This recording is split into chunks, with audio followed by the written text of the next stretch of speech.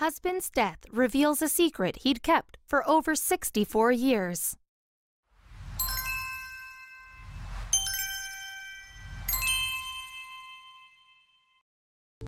When your marriage lasts decades, they say you can communicate without even speaking. You know the small stuff, like how your spouse takes their tea, and could probably recite their morning routine down to their after toothbrushing size. After a lifetime together, you'd think you'd know every secret swirling around in your partner's head. But do you really? One woman from Trowbridge, Wilshire, laid her best friend to rest after spending her life by his side. It was only after packing up some dusty old paperwork that she stopped to read what her husband had written, and discovered he'd been lying for the entirety of their marriage. His biggest secret left her second-guessing every moment she held dear. Audrey and her husband Glinder, Glyn for short, had a marriage for the ages. In their 64 years together, the couple shared laughs, comfortable silences, and so much more in between.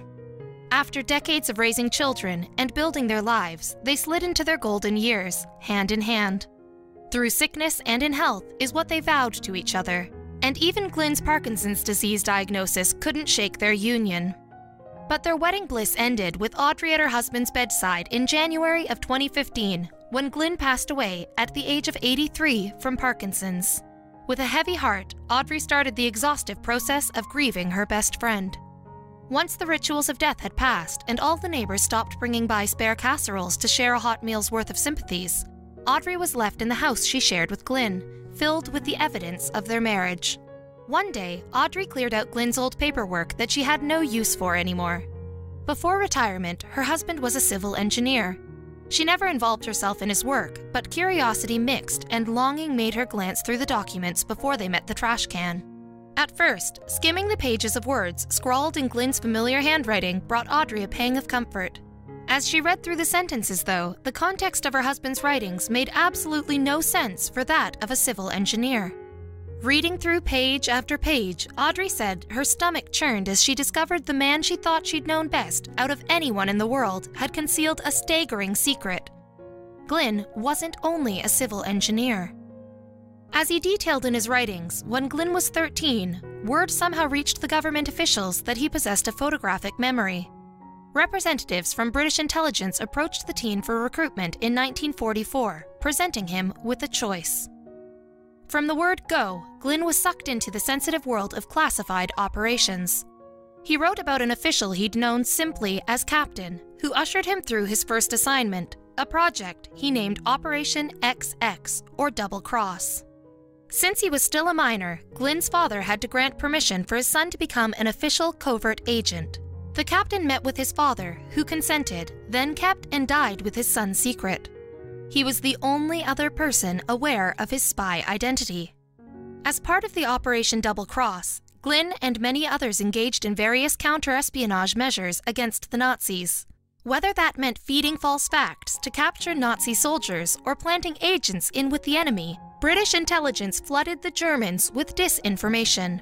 Glyn specifically mentioned in his writings times when he crawled through the damp darkness of concrete pipes to infiltrate the walls of prisons. Then, once inside, he'd tell lies to German POWs before crawling out the way he came in. Throughout the next several decades, when the captain came calling, Glyn would hang up his civil engineering hat and dive back into his work as a spy. Simultaneous to his espionage duties, Glyn met, fell in love, and married Audrey. Finding out about her husband's secret life hurt and confused Audrey. She admitted, "I was completely oblivious. I have so many questions now that will never get answered. Why did I not know?" It led to reflection on Audrey's part to see if she could pinpoint moments where her husband's veneer had cracked. Glyn mostly worked from home while she went to her job as a home economics teacher.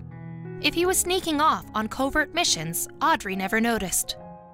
In their happy marriage, Glyn and Audrey welcomed 2 children, yet no hints of his governmental duties leaked to any of his loved ones. He'd be off assisting in the capture of enemy spies and still make it home for a quiet dinner with the family.